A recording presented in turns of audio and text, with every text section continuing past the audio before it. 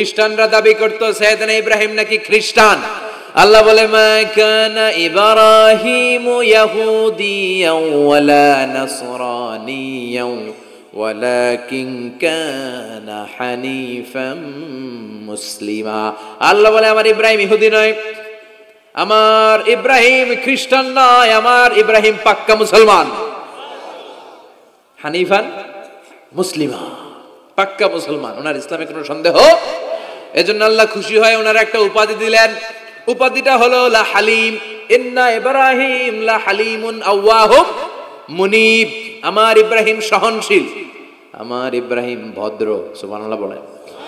আমাদের বাংলাদেশে আমাদের মুসলমানদের মধ্যে এটার সবচেয়ে বড় অভাব, সহনশীলতা আমাদের নাই। কথা কর, নিজে যেটা বুঝি ওইটাই। আমি তাবলীগ করি, আমি মনে করি আমি হক, বাকি সব বাতিল। এই সমস্যাগুলো বাগেরহাটে আছে না নাই? হ্যাঁ, আমি যদি জামাত ইসলাম করি, আমি মনে করি আমি হক, বাকি একটা দলরও আমি হক বলতে চাই না। আছে না এরকম? আমি আহলে হাদিস, সো আমি হক, আর বাকি যা আছে সব বাতিল। আমি কওমি, তো আমি ভালো, আলিয়া সব খালিয়া। কথা কর। আবার আমি আলিয়া, আমি ভালো, কওমিয়া সব শেষ।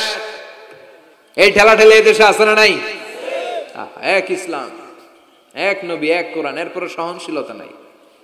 সে অন্য নেশাবে পড়ুক, সে অন্য মতদর্শে হোক, সে তো আমার ভাই। সবচেয়ে বড় পরিচয় সেও মুসলিম, আমিও মুসলিম। এই চিন্তাটুকু নাই। আল মুমিনুনা ইখওয়া, ব্রাদারহুড, ভ্রাতৃত্বের এই বন্ধনটা আমাদের মধ্যে নাই। আমরা একে অপরকে গালিগালাজ করতে দেরি করি না, একটু চিন্তা করি না। কাফের বলে ফতুয়া দিতেও দেরি করি না। কথা কন, ফতুয়া আছে না নাই? কয় তুই কাফের 10 কারণে, তুই কাফের 20 কারণে, তোর দাদা কাফের, তোর নানা কাফের, তোর পীর সাহেব হুজুর কাফের। আছে না নাই?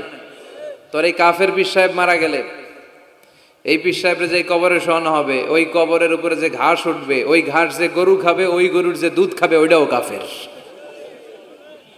আছে না নাই? খালি ফতুয়াবাজি। আল্লাহ বললেন আমার ইব্রাহিম ফতুয়াবাজি করে নাই। ইন্না ইব্রাহিম লা হালিমুন আওয়াহুম মুনিব। আমার ইব্রাহিম ছিল সহনশীল, ভদ্র একজন নবী। চিৎকার করে বলতে হবে ঠিক কি না?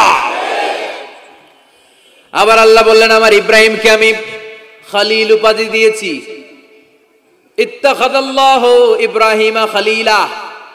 আল্লাহ বললেন গোটা বিশ্বের মধ্য থেকে কাউরে আমি খলিল বলে গ্রহণ করি নাই, একমাত্র ইব্রাহিমকে ছাড়া। ইব্রাহিম আলাইহিস সালামকে ছাড়া কাউরে আল্লাহ খলিল বানাইছে? খলিল মানে বন্ধু। খলিল মানে, সবাই বলেন খলিল মানে। সাইয়েদনা ইব্রাহিমকে বানাইছেন খলিল, আর বিশ্বনবীকে বানাইছেন হাবিব। বিশ্বনবীর কি বানাইছে? আর সাইয়েদনা ইব্রাহিম খলিল। বাপ বেটা, একজন খলিল একজন হাবিব। বাপ কা বেটা সিপাহী কা ঘোড়া, কুছ না হতো থোড়া থোড়া। ঠিক কি না? বাপ ভালো তার বেটা ভালো, তাই মা ভালো তার ঝি।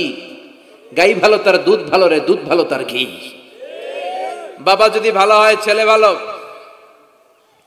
মা যদি ভালো হয় মেয়ে ভালো, গাই যদি ভালো হয় দুধ ভালো, দুধ ভালো তো ঘি ভালো। কথা বলেন। যেমন বাপ তেমন বেটা। বাবা হলেন খলিল, ছেলে হলো হাবিব। খলিল মানেও বন্ধু, হাবিব মানেও বন্ধু। খলিল মানে এমন বন্ধু যেই বন্ধু আল্লাহরে খুশি করার জন্য কাজ করে। কথা বুঝতে হবে। খলিল মানে এমন বন্ধু যেই বন্ধু আল্লাহরে খুশি করার জন্য কাজ করে। আর হাবিব মানে এমন বন্ধু যেই বন্ধুরে খুশি করার জন্য আল্লাহ নিজেই কাজ করে। কার দাম বেশি? হাবিবের দাম বেশি। সুবহানাল্লাহ কইবেন না? এই বাপ বেটার মধ্যে অনেক দিক দিয়ে মিল আছে না নাই? সাইয়েদনা ইব্রাহিম বাবা, বিশ্বনবী ওনার অধস্তন সন্তান। এই বাপ বেটার মধ্যে অনেক মহব্বত আছে না নাই?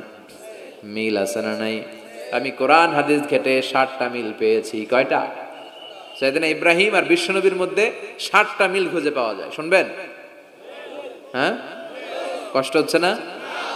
1 নাম্বার মিল হচ্ছে ফেস কাটিং এ মিল। সাইয়েদনা ইব্রাহিমের চেহারা যেমন ছিল, বিশ্বনবীর চেহারা প্রায় ওইরকমই ছিল।